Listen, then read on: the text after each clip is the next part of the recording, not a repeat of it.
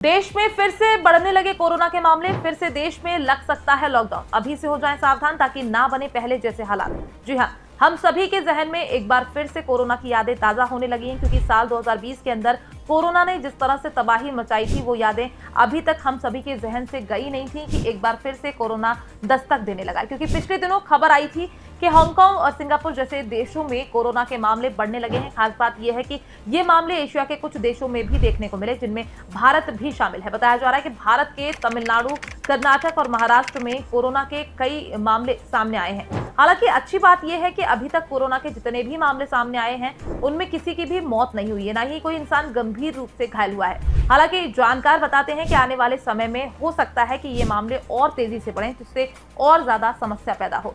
खासतौर पर अगर आप किसी बड़े शहर में रहते हो तो आपको पूरी तरह से सावधान रहने की जरूरत है, क्योंकि कोरोना की अब तक जितनी भी लहर आई है, उनमें सबसे पहले बड़े शहर ही चपेट में आए। इसलिए महानगरों के लोगों को सबसे पहले सावधान रहने की जरूरत है।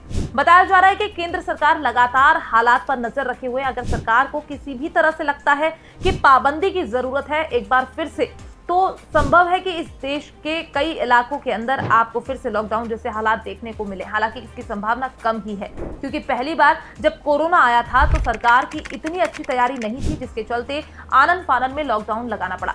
लेकिन उसके बाद सरकार ने अपनी तैयारी को मजबूत किया। ऐसे में इस बात की संभावना कम ही नजर आ रही है कि दोबारा से देश में लॉकडाउन लगे। लेकिन कोरोना का खतरनाक रूप जो हम सभी ने देखा, ऐसे में जरूरी है कि हम सभी समय रहते सावधान हो जाएं, जिनमें सबसे पहले बुजुर्ग और गर्भवती महिलाओं को सावधान होने की जरूरत है, क्योंकि कोरोना का सबसे ज्यादा खतरा इन्हीं लोगों के ऊपर है। इसलिए वक्त आ गया है कि हम पुराने नियमों को फिर से अपने जीवन में उतार लें, ताकि कोरोना को फैलने से रोका जा सके। इनमें सबसे जरूरी है कि आप जब भी कोई सामान बाहर से लेकर आएं, हमेशा उसे धोकर ही प्रयोग करें। बाहर घूमने फिरने और खाना खाने ना जाएं, क्योंकि इस तरह के वायरस ऐसी जगहों पर से सबसे ज्यादा फैलते हैं। साथ ही एक बार फिर से अपने घर पर सैनिटाइजर रख लें।